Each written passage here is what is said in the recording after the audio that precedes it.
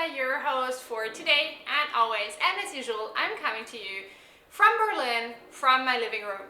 If you want to find more about me, you can find me as Hannah on the Road on all the usual social media places. I'm most active on Instagram, but you can also find me on Ravelry and Facebook under that name. And speaking of Ravelry, if you watched my last podcast episode, you know that we now have a Ravelry group. Yay! You can find that under the groups tab if you search for Hannah on the Road, and it's the place where I'm hosting my very first Cal right now. There are also always links to the show notes and the episodes. I'm not posting show notes on Ravelry, I'm posting them on my blog, but there will always be a link to the blog post. And I think we're about 50 people now, which is incredible. Like, I had no idea what to expect, if you guys liked it or not. So if you have enjoyed it, hop over to Ravelry, join us there. I would love to see you. As usual, in my little cheat sheet, and we have a jam-packed episode today, you guys.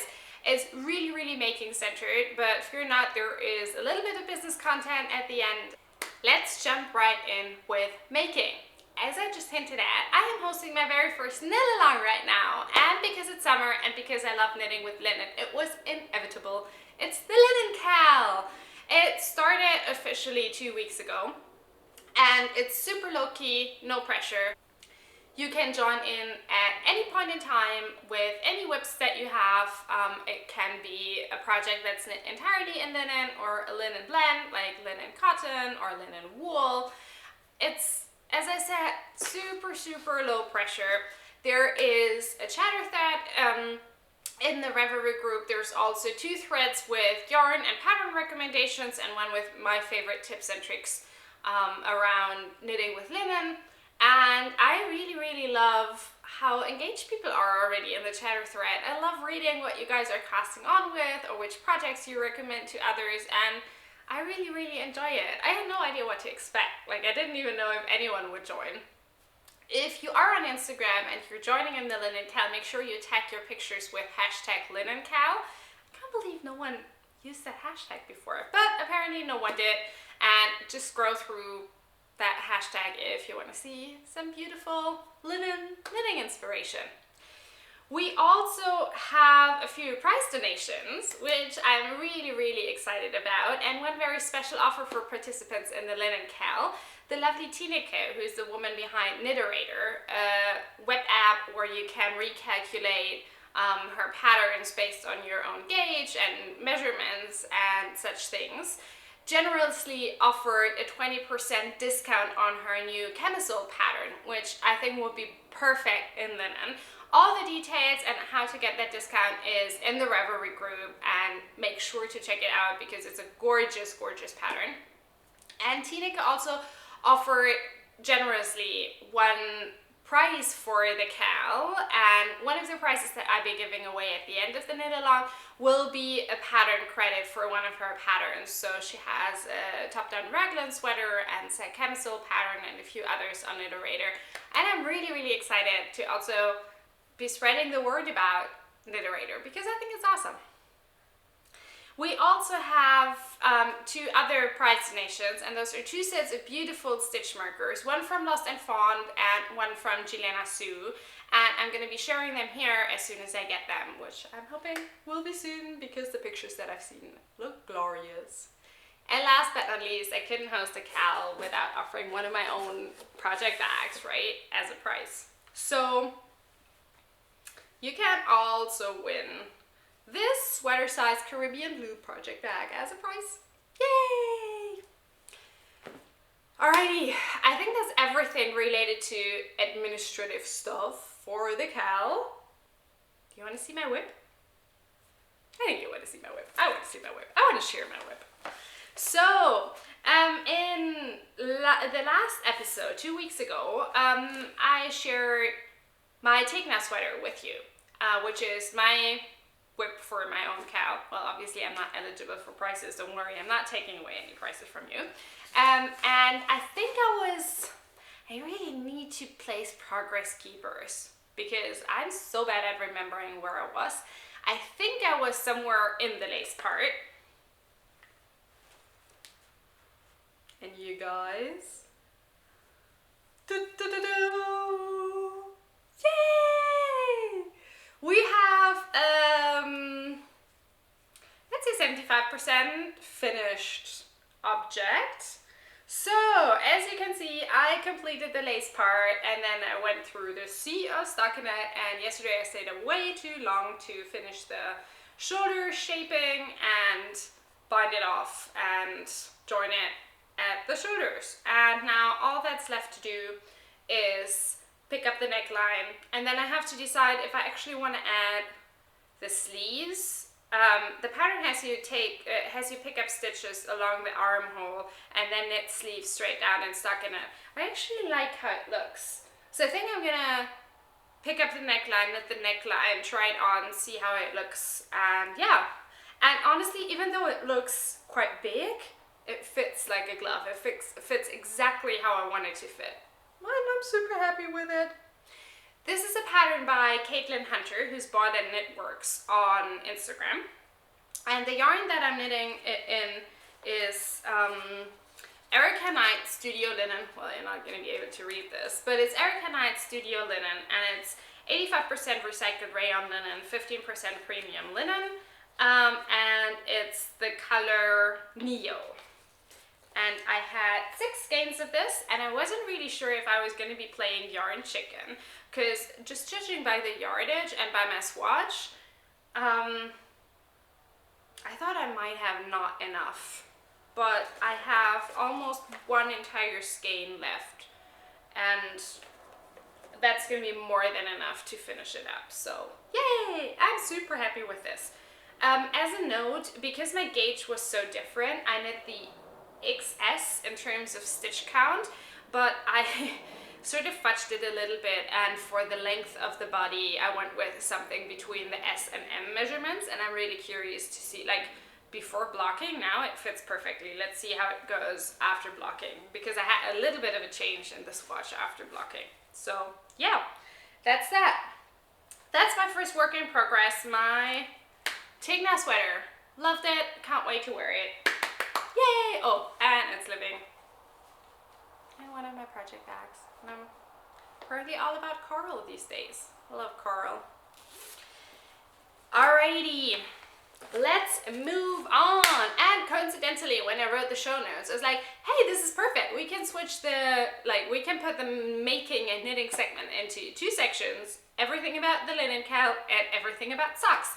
So we're moving on to sock knitting, because I actually have 1 FO and 2 new whips to show you.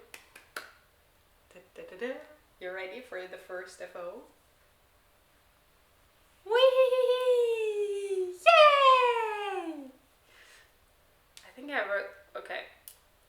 Doesn't matter, I just realized I put them on the wrong feet. It doesn't matter at all. Yay! So these are my Amalia socks. I showed them to you last time. Again, I can't remember how far it was. Damn!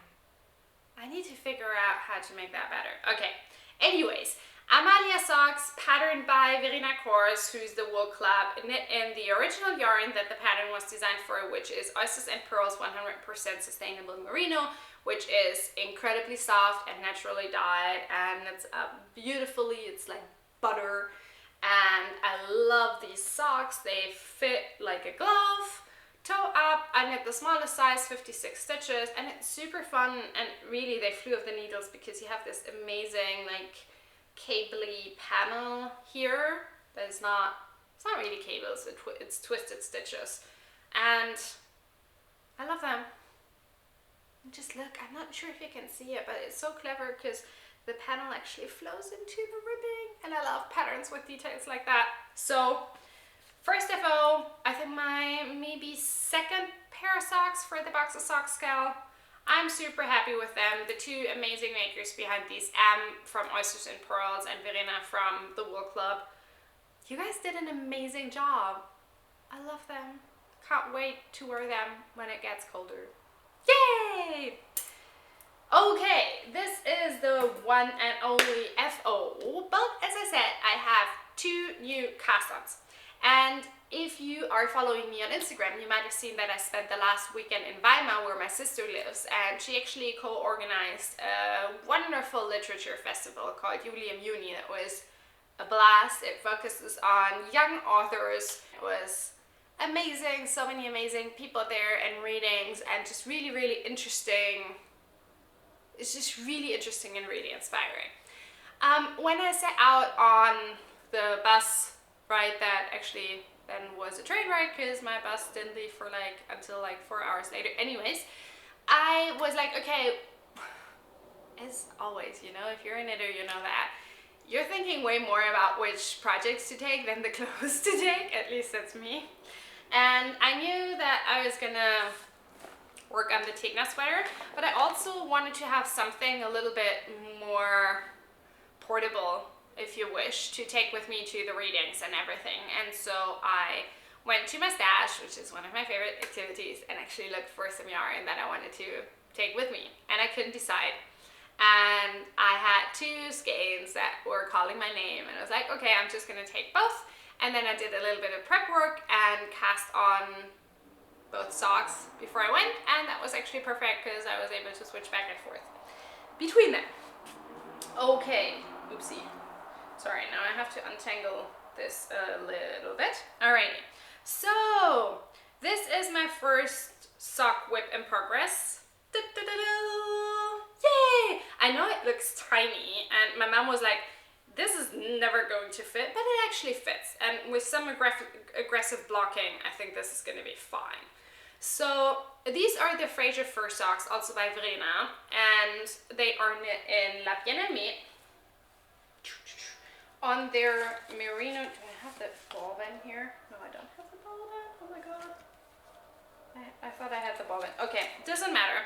It's La Bien-Aimée, their merino twist sock, and the colorway is called Pêche Mignon, I believe, which makes sense because it's peachy. And I picked this up at Edinburgh Yarn Festival. That was actually my gateway skein. I bought it last minute on Friday, and I think if I hadn't bought this, I hadn't bought anything else. But I love it, and I'm super happy with how it knits up. I think it's so gorgeous with all the speckles. It's my first skein of La Bien-Aimée, and I love it. The only thing I will say is that I think the reason why this sock is a little bit tinier than how I usually knit my socks, even though it's the same sock recipe, so it's knit toe up 56 stitches and then increasing for the gusset, something must have changed with my row gauge. My row gauge must be a little bit off because they're a little bit too short. But it doesn't really matter. I still love them. And at the rate that I'm going with these, I think I can knit a second pair of socks out of this skein. So, Frasier Fir Socks by Verena, knit in La Bien-Aimée merino twist sock in Pêche Mignon.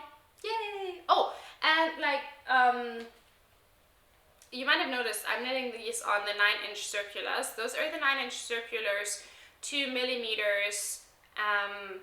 Adi Sockenwunder, which I'm a huge fan of.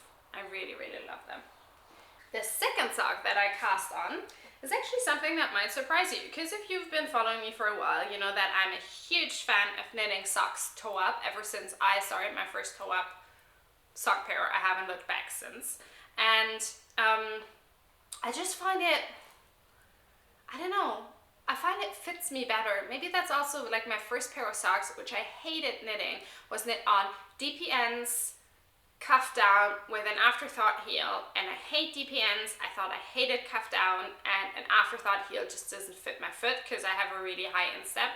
So I thought I hated sock knitting, but when I started knitting socks toe up, I actually became a sock knitter. Then, a few months ago, I don't know, maybe 6, 7, 8 months ago, I came across this wonderful, wonderful sock pattern, and I knew I had to have it, and I knew I had to knit it, and it's called Skua by Claire Divine, who's Knit Your Love on Instagram, and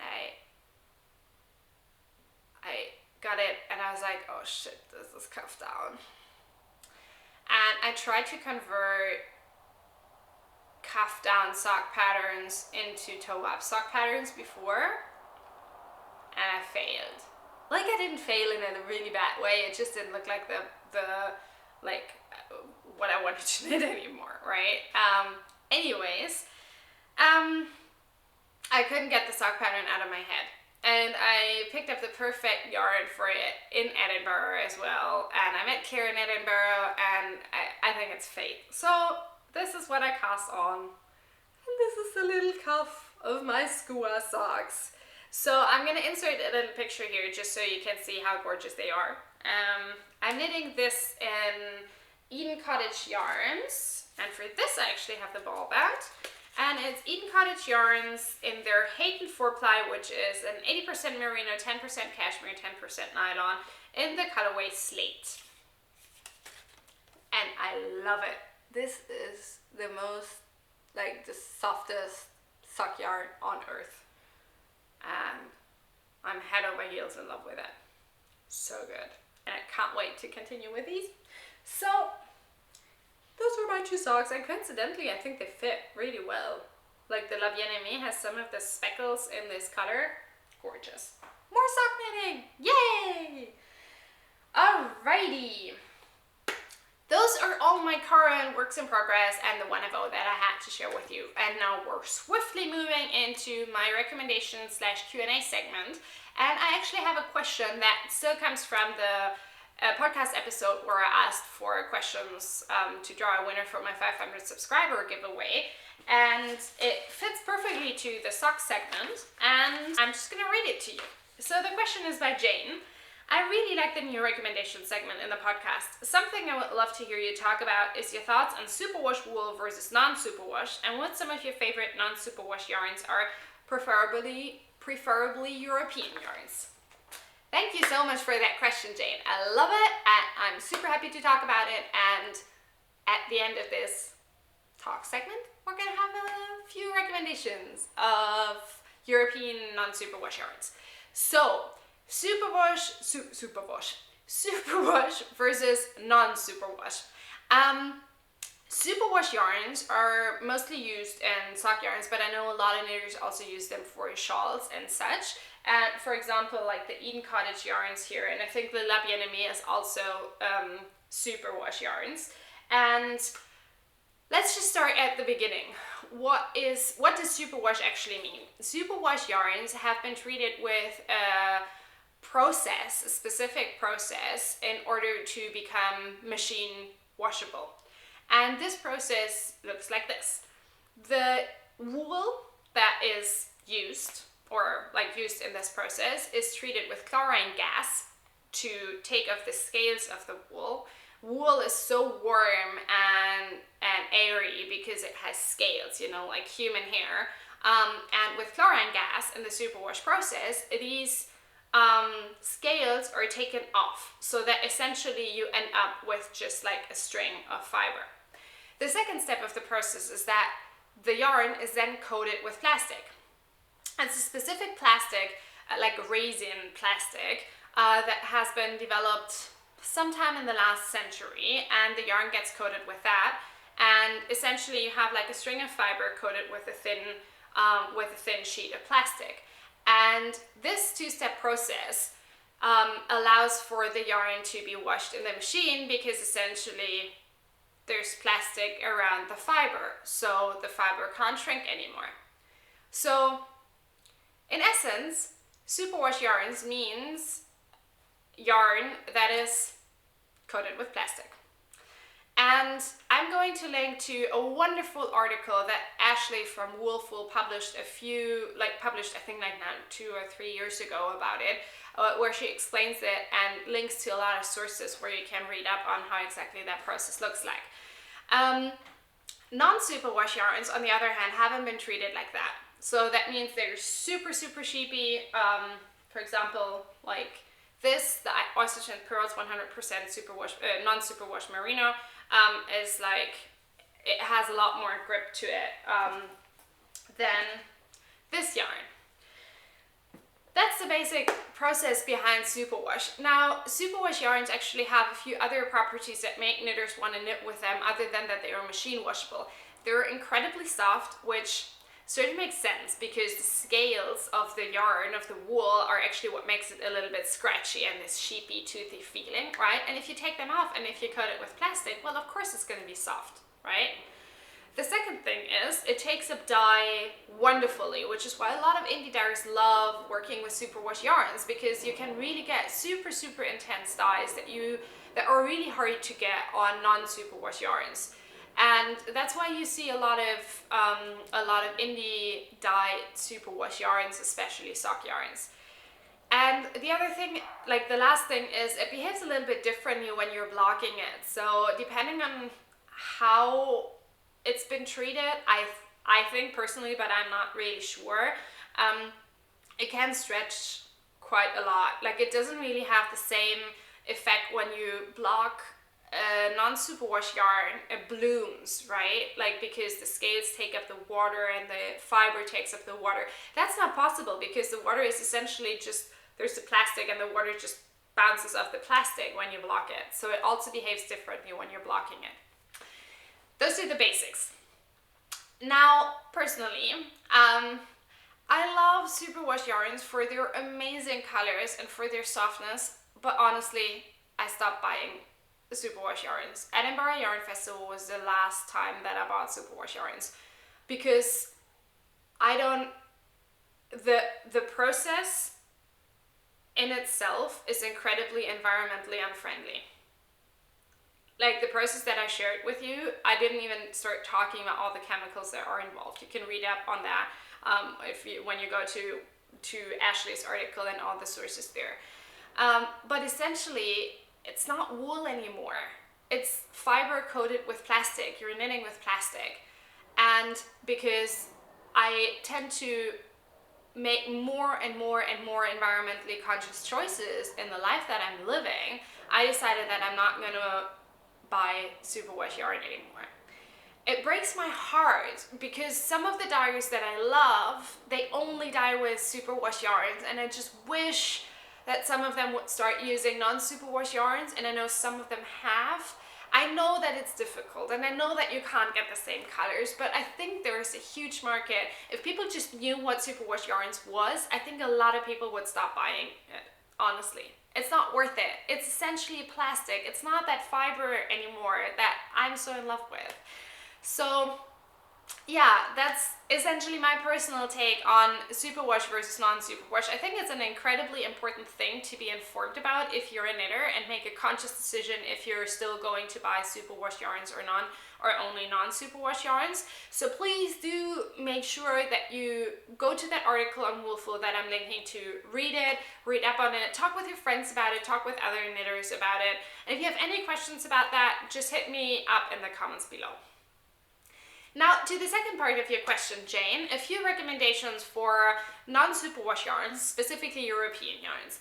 Now, because a lot of the times people use superwash yarns to knit socks out of, I'm just going to focus on socks. Usually, honestly, like go to either my Rauwerk project page or scroll back through some of my show notes, because most of the yarns that I'm using are non-superwash. And I think maybe I'm gonna start indicating which ones are superwash, just so you know, and then you can make a decision also based on that.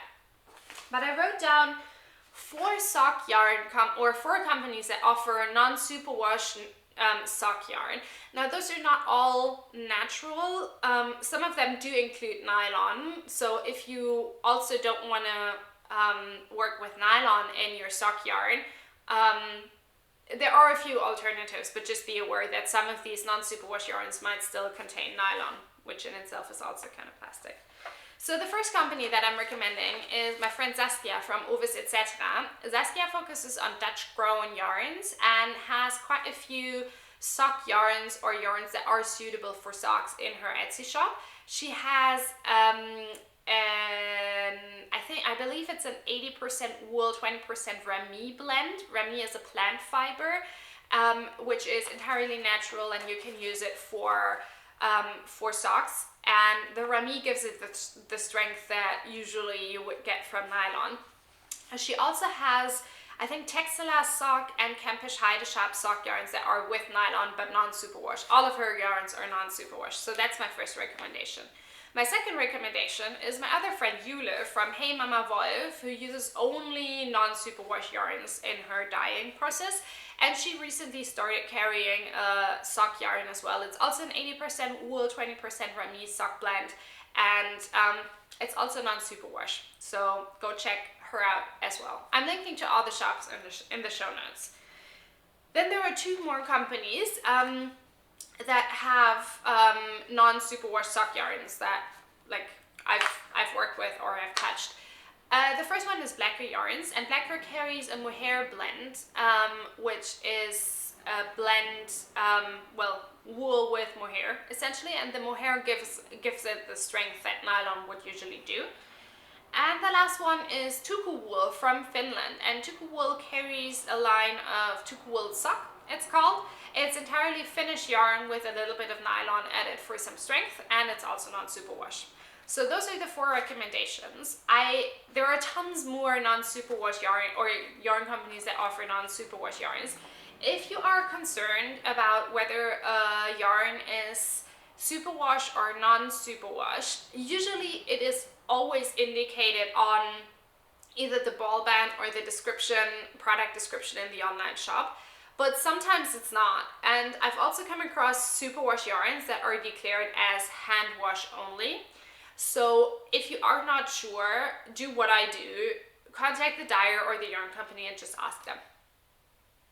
Alrighty, Jane, I hope that answers your question. I really, really love getting it, and please keep them coming. Like, I love getting these types of questions. Last but not least, oh no, that's actually not true. I have two more segments in the making part of this podcast. The first one is gifts and acquisitions, and the second one is shop news. And you guys, it was an amazing mail week, or 2 mail weeks. So cool. Alrighty, I'm gonna start off with something that flew into my mailbox, I think like 2 or 3 weeks ago, but I wasn't really sure if I could share it already, but I contacted her and I can share it. And this is something that my wonderful cousin Sabina, who is based in New Zealand, has been working on for quite some time, and it fits perfectly to what we just talked about, which was sock knitting. And Sabina just opened her Etsy shop, congratulations, for these. Yay! So let me tell you what this is. This is called My Sock Central, and it's a way to counteract the second sock syndrome. So, you know, if you're like me and you sort of like to knit manila socks or improvise your socks, it's a little bit tricky if you're not knitting them 2 at a time, because sometimes you sort of lose track of the stitch count or how many rows did you knit until you started the gusset increase, yada yada yada, right? So Sabina developed these super handy cards where you can keep track of how you knit your socks. You can also use it to keep track of, obviously, of pattern socks that you knit, because sometimes you do modifications, right? Maybe you do a little bit more gusset increases, maybe you change the ribbing, right? And then if you go back and you want to knit the second sock a few weeks later, you don't know what you did anymore. So these, I mean, first of all, can we talk about how gorgeous they are? They're amazingly gorgeous. And then I think they're super handy. So thank you so much, Sabina, for sending these over. And the other thing that I wanted to show you, I actually haven't put it in, but they come with this amazing little keyring and this super cute sock charm, and I think you can thread all of them like here on the ring. And then they also have a little hole here where you can just put a little snippet of your yarn just so you know which one you used. I love them. Her Etsy shop is called rainbowpomponsnz.etsy.com, and I'll be linking to everything in the show notes. So if you're a sock knitter like me, go check her out. Highly recommend it. Yay! So excited that we have another one with an Etsy shop in the family. Yay!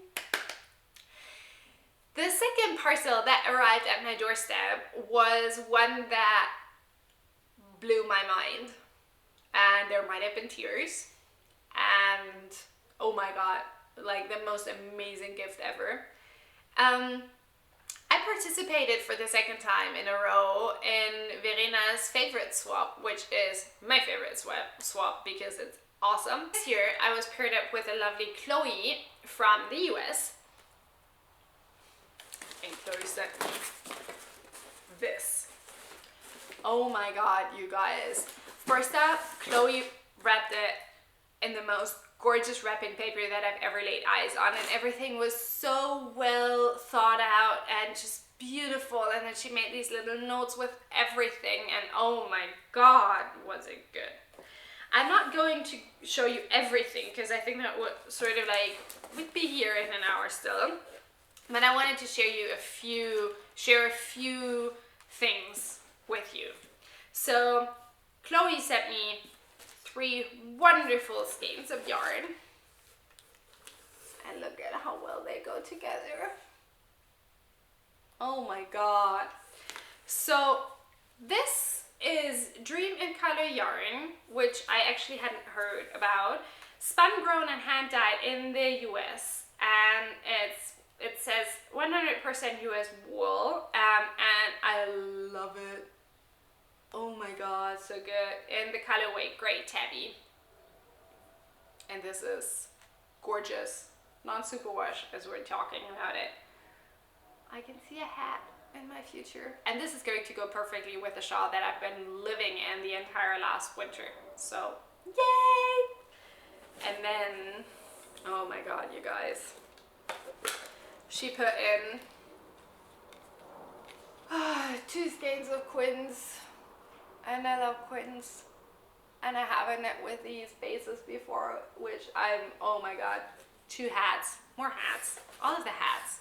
So this one here is,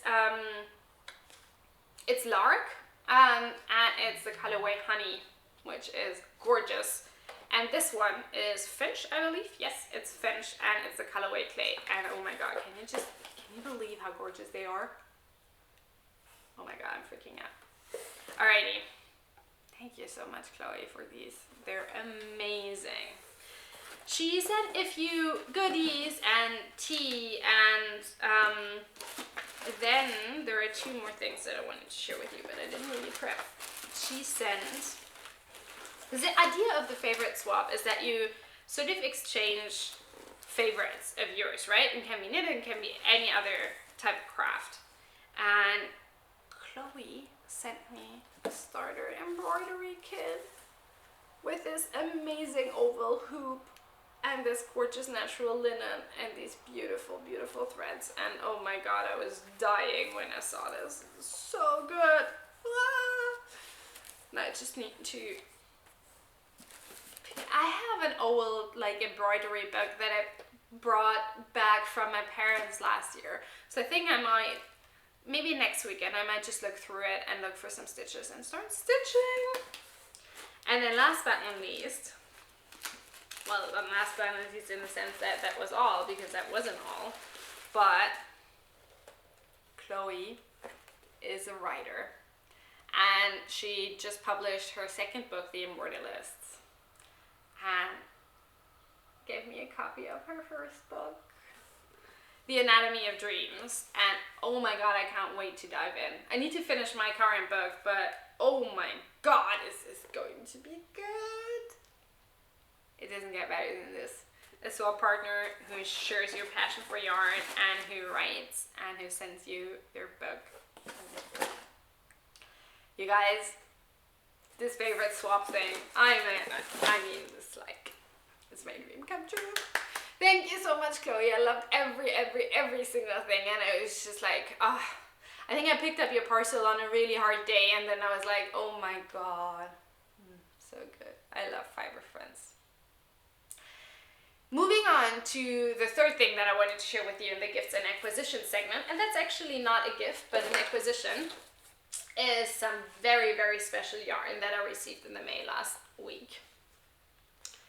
It's the first skeins of Rauwerk Yarn.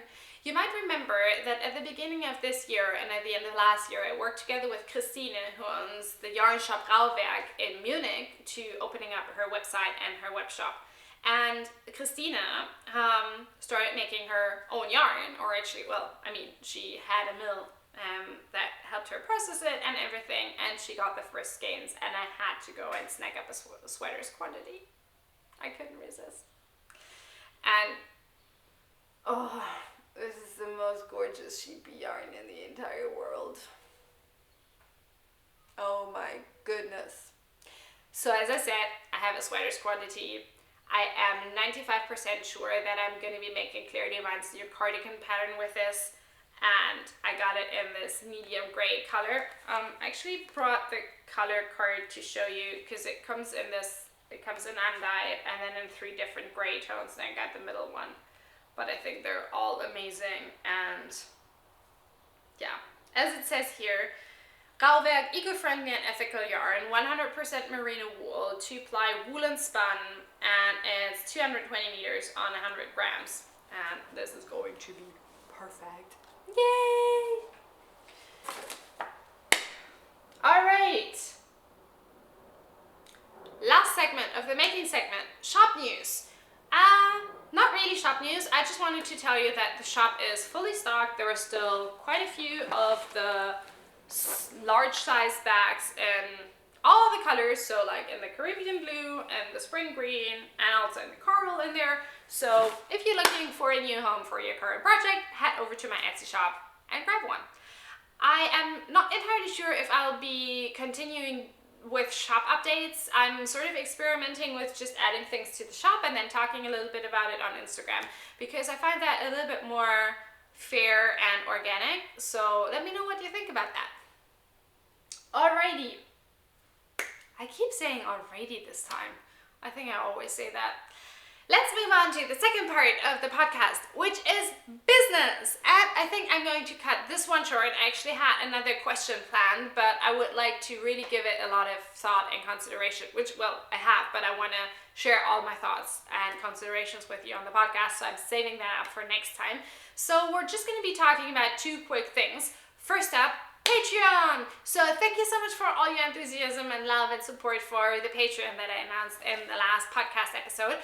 If you haven't watched it yet, I joined Patreon, which is a platform for content creators, and what I'm doing over there is you can pledge from like $5 a month, and you get a monthly Creative Boss tutorial video. So it's for creative business owners who want to get a little bit of advice and help in their inbox, work through some exercises maybe at their own pace. And I'm super, super excited because we have 3 patrons already. Yay! And I want to thank them here because I'm thrilled that you're joining us. So the first one who actually pledged was Carmen Paul. Thank you so much, Carmen. The second one was my friend Claire Waltz, who's an amazing knitwear designer. You can find her as Flossy Knits on Instagram. And the third one was Julia Cross. Sorry, I had to look at the cheat sheet because I wanted to say Jessica, but I was like, it's not Jessica. So Julia, thank you so much. You guys really make my day. Like I made a little, or like a big happy dance when you guys pledged. So yeah. If you are curious about my Patreon, I'm going to be putting the link in the show notes. And if you're a creative business owner, maybe you've been thinking about working with me as your business coach, maybe it's a little bit out of your budget right now, make sure to check it out because I have 4 different reward levels. There's something in there for everyone, and I would love to see you there. The very last segment of this podcast is a little bit what I've been working on, because I just wanted to give you a quick update on what's going on in my life and in my businesses. So I've been sharing a little bit, well, I think I shared about it in the last podcast episode about my new beta test of my Instagram mini class.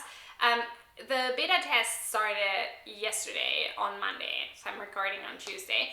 And it's completely full. I actually had people on the wait list that didn't get in, and I'm really, really curious to see the feedback and to make the course the best it can be before I launch it later this year. I'm thinking tentatively a launch date of August or September. Let's see. I'll keep you updated about that. I've also been doing a lot of work on making stories, especially on the first book on woods in the past 2 weeks. So we're in the final stretch of editing all the content. We've been going through all the patterns again, and we got the photos back from the photo shoot that are amazing. I can't wait for you guys to see them. And then the third thing that's been happening is that I'm working on a few exciting collaborations and sort of special things for the project bag business. So I hinted at some of them on my Instagram. Stay tuned for that. I'm sharing as soon as there's more to share. This is everything for today, guys. As always, please leave a comment below. Tell me how you liked the episode. If you have any questions, hit me up in the comments below. Come join us for the Linen Cal in the Rauwerk group, and make sure to check out the Patreon. And last but not least, I'd love it if you give this episode a thumbs up, and if you really liked it, consider subscribing for it. I would love to have you join us. Talk to you very soon.